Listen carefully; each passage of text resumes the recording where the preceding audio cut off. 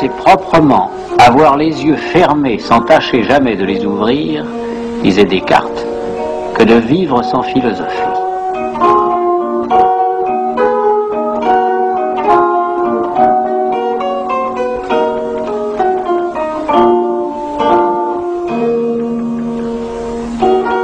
Il y a une vie de la philosophie hors de la classe, une cité des philosophes qui l'englobe et la nourrit.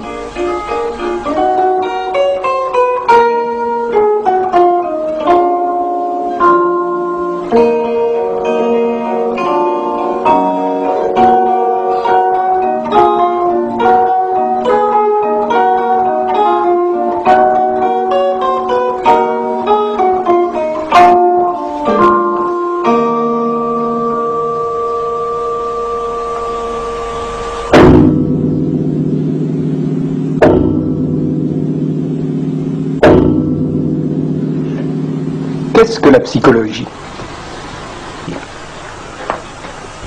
En général, quand quelqu'un pose cette question, surtout à un psychologue, il pose en fait deux questions bien différentes. D'abord, il pose la question de quoi s'occupe la psychologie. Mais je ne pense pas que ce soit ça l'interrogation la plus importante et celle qui le préoccupe vraiment.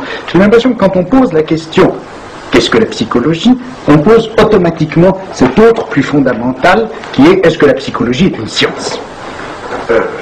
C'est une banalité que ce que je viens de dire, mais je crois tout de même que c'est assez important.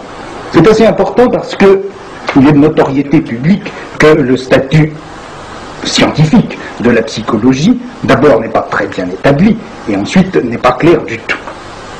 Et je crains cependant qu'en posant la question est-ce que la psychologie est une science, on ne pose pas probablement la question la plus fondamentale, celle qui permettrait de résoudre, sinon toutes les autres, du moins l'essentiel des autres.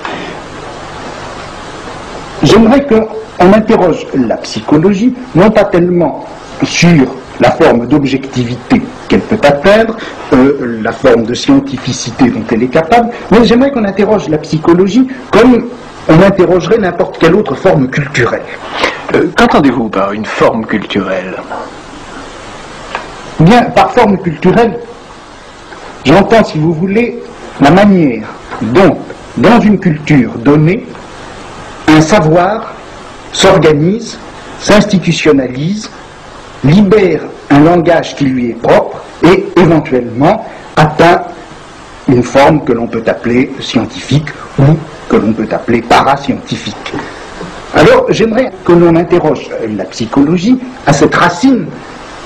En quoi la psychologie est-elle dans la culture occidentale une forme de savoir, ce savoir pouvant être une science ou pouvant éventuellement n'en pas être? De ce point de vue, quelle serait votre réponse? Eh bien, je crois que la psychologie appartient à une certaine forme culturelle qui s'est constituée dans le monde occidental, peut-être dans le courant du XIXe siècle, et cette forme culturelle, tout en apparaissant à ce moment-là, ne date pas absolument, entièrement du XIXe siècle. Il est évident que la forme culturelle que la psychologie a instaurée s'inscrit à son tour dans l'histoire de bien d'autres formes culturelles. Je pense par exemple à ce qu'a pu être la confession pendant tous les siècles chrétiens. Je pense également à ce qu'a pu être la littérature ou le théâtre, à ce qu'ont pu être aussi ces institutions qu'ont été au cours du Moyen-Âge, au XVIe siècle encore, les cours d'amour, les salons, etc. Enfin, voyez-vous, c'est toute cette interrogation que l'homme a toujours portée sur lui-même. C'est cette interrogation qui a pris à un moment donné cette forme culturelle que l'on appelle la psychologie. Vous n'avez pas cité la philosophie. Est-ce que la philosophie n'est pas une forme culturelle, ou bien n'y a-t-il aucun rapport entre la psychologie comme forme culturelle et la philosophie? Vous me posez en réalité différentes questions.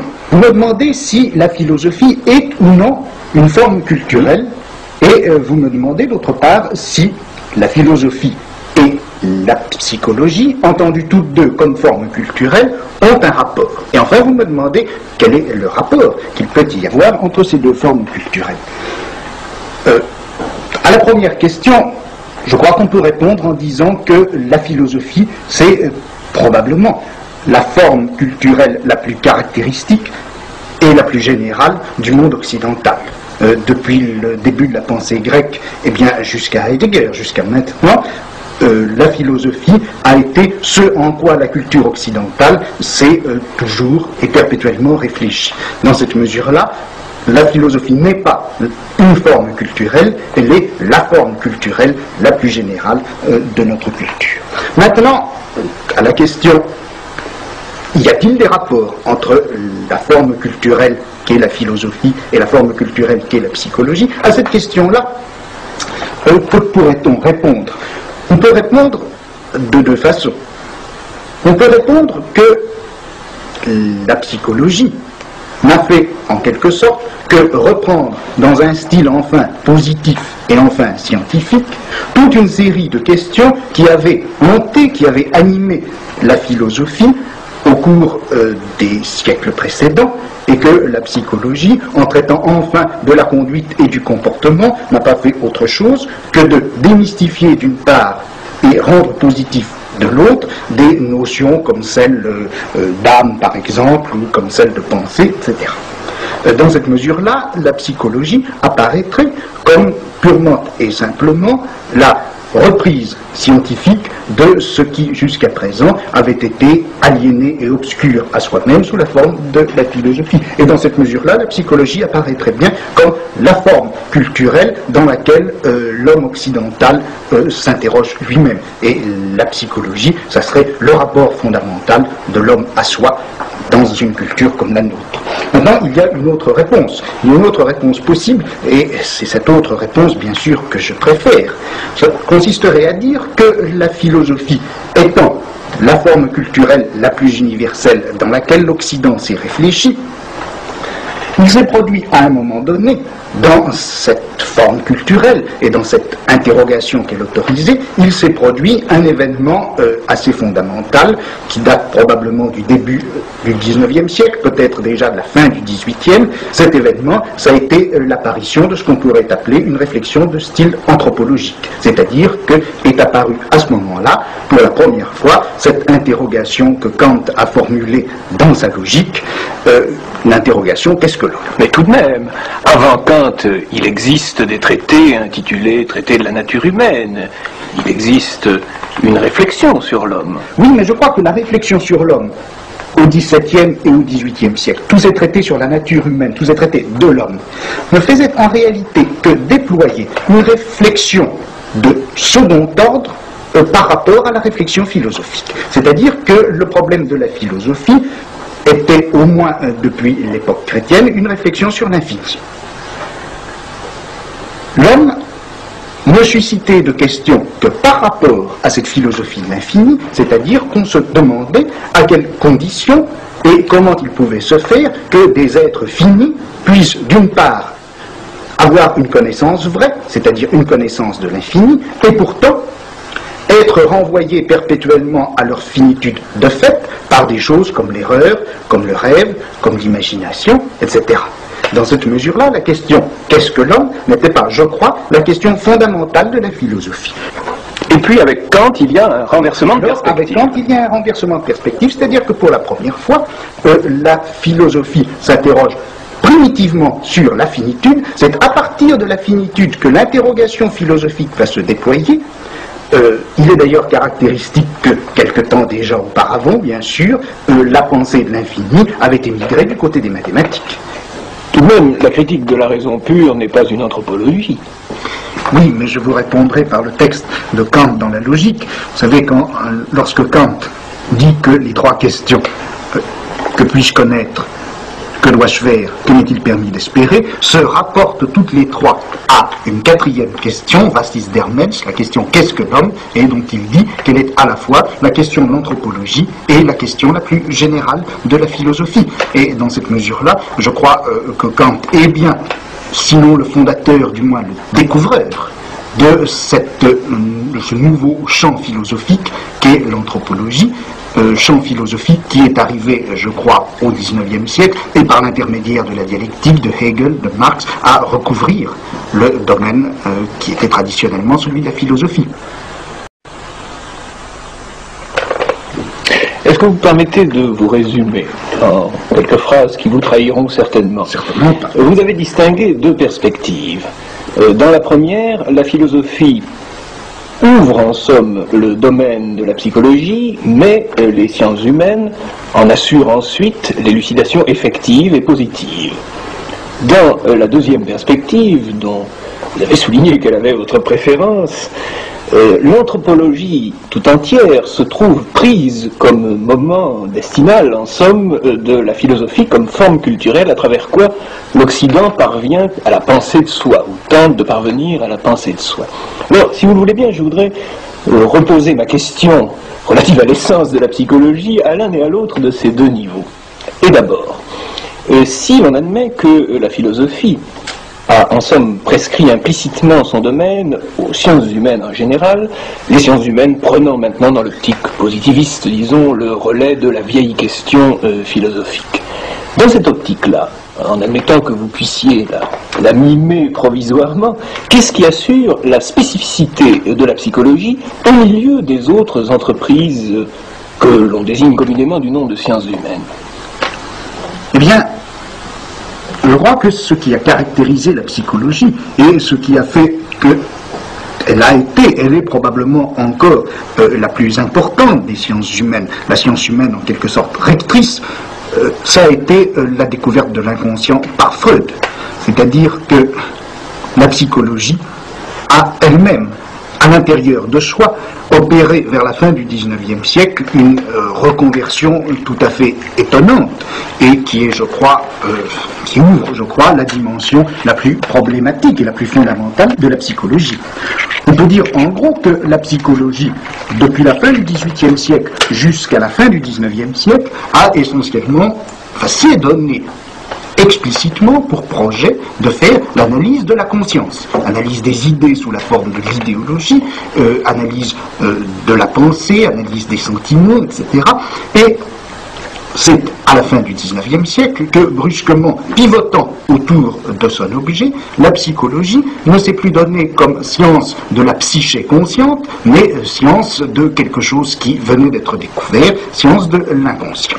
Or, à partir du moment où la psychologie se découvrait comme science de l'inconscient, elle ne faisait pas simplement, elle ne pratiquait pas simplement l'annexion d'un nouveau domaine, d'un domaine jusqu'à présent ignoré, elle faisait bien plus. Elle restructurait entièrement le domaine de toutes les sciences humaines.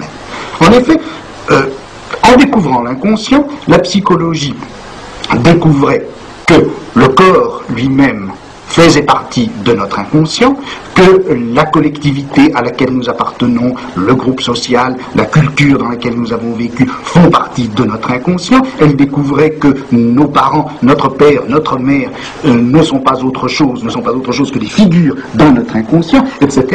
Si bien que toutes les sciences qui avoisinaient la psychologie, comme la physiologie, comme la sociologie, se sont trouvées remodelées et reprises en compte par la psychologie elle-même, par la médiation de cette découverte de l'inconscient. De telle sorte que la psychologie est ainsi devenue, au niveau de ses fondements les plus secrets, elle est devenue probablement ce qui porte avec soi tout le destin des sciences humaines. Plaçons-nous maintenant dans l'autre perspective. Quelle place peut-on assigner à cette découverte freudienne de l'inconscient dans l'anthropologie conçue cette fois comme moment philosophique de la pensée de l'Occident? Eh bien, là, il s'est produit un certain nombre d'événements. Voyez-vous, je parle toujours d'événements, mais je suis farouchement partisan de l'histoire événementielle, au moins en philosophie. Puisqu'après tout, jusqu'à présent, on n'a jamais fait l'histoire de la pensée qu'en termes abstraits de structure générale, idéale et intemporelle, eh bien, il faudrait peut-être risquer une histoire purement événementielle de la philosophie et non pas des philosophes, eh bien, si on faisait une histoire événementielle de la philosophie, je crois qu'il faudrait constater une série de faits, d'événements en quelque sorte bruts dans l'être même de la philosophie qui se sont passés au XIXe siècle. Cet inconscient que la psychologie découvre comme nouvel objet et en même temps comme méthode absolument universelle pour toutes les sciences humaines, voilà que cet inconscient, en fait, il était déjà réfléchi par la philosophie elle-même, et ceci depuis Schopenhauer. Or, cet inconscient qui était objet philosophique depuis Schopenhauer et qu'il est resté jusqu'à Nietzsche, a été en même temps pour la philosophie ce qui lui a permis de contourner la question anthropologique que Kant avait assignée à la philosophie comme son domaine le plus général. Grâce à la réflexion sur l'inconscient, on s'est aperçu, si vous voulez, pour parler très grossièrement, finalement, que l'homme n'existe pas.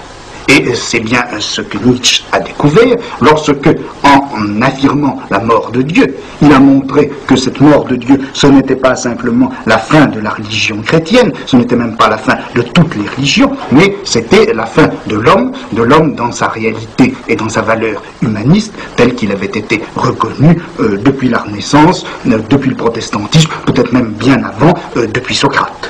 Et si bien que on arrive à cette très curieux chiasme dans les événements fondamentaux du savoir occidental au XIXe siècle, apparition de l'anthropologie comme destin de la philosophie occidentale au début du XIXe siècle, découverte par la philosophie de l'inconscient comme à la fois fondement et disparition de cette anthropologie, et d'un autre côté, les sciences humaines et la psychologie reprennent à la fin du XIXe siècle cet inconscient, fondent ainsi des sciences de l'homme sous une forme qui se veut, qui se croit et qui est peut-être positive, mais au moment où les sciences humaines se fondent dans leur positivité, voilà que l'homme a philosophiquement disparu.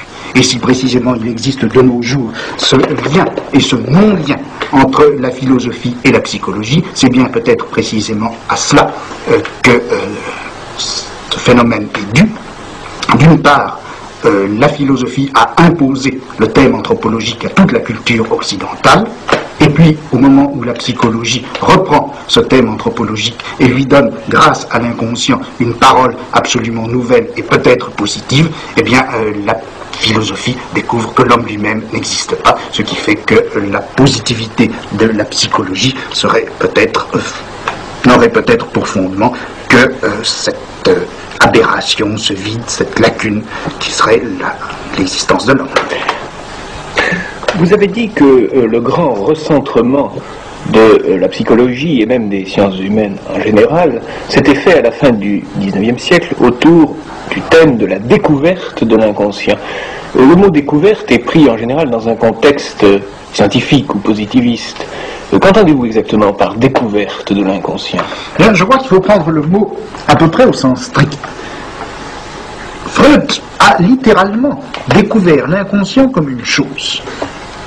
Il y a eu, pendant une vingtaine d'années, il y a eu une mode qui a régné, qui a été de dire que, malgré tout l'intérêt de la psychanalyse, on rencontrait chez Freud un perpétuel postulat chosiste. Enfin, depuis Politzer jusqu'à Merleau-Ponty compris, le chosisme, le positivisme de Freud a été critiqué comme une séquelle de la pensée du XIXe siècle, et on a essayé au contraire de réintroduire cette chose gênante qui était l'inconscient, de la réintroduire dans un réseau de signification plus subtile, plus fine, dans un réseau de signification tout court, de telle sorte que l'inconscient aurait pris statut dans une subjectivité peut-être transcendantale, ou peut-être empirique, ou peut-être historique, peu importe, mais l'inconscient aurait cessé d'être cette vilaine chose désagréable et caillouteuse que Freud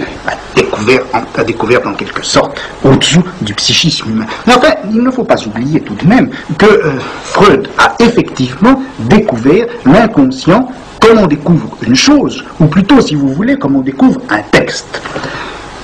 On sait bien, et là-dessus, les interprétations que le docteur Lacan donne actuellement de Freud sont indubitables, on sait bien que l'inconscient freudien a une structure de langage. Mais ça ne veut pas dire que l'inconscient est un langage en quelque sorte vide ou virtuel. L'inconscient, c'est une parole, ce n'est pas une langue. C'est-à-dire que ce n'est pas le système qui permet de parler, c'est quelque chose qui a été effectivement écrit, des mots qui ont été réellement déposés dans l'existence de l'homme, ou dans le psychisme de l'homme, si vous voulez, en tout cas qui se découvre littéralement lorsque l'on pratique cette opération un petit peu mystérieuse qu'est la psychanalyse. On découvre un texte écrit, c'est-à-dire qu'on découvre premièrement qu'il y a des signes déposés, deuxièmement que ces signes veulent dire quelque chose, que ce ne sont pas des signes absurdes, et troisièmement on découvre enfin ce qu'ils veulent dire. La reconnaissance de l'inconscient comme texte, puis l'opération par laquelle on déchiffre la signification de ce texte. S'agit-il là de deux moments méthodologiques de la psychologie? Il me semble que dans la pratique psychanalytique, la découverte qu'il y a un texte et la découverte de ce que ce texte veut dire ne font en réalité qu'une seule et même chose. Est-ce à dire, pour employer le langage de la linguistique, que le texte psychique est à la fois le message et le code de ce message?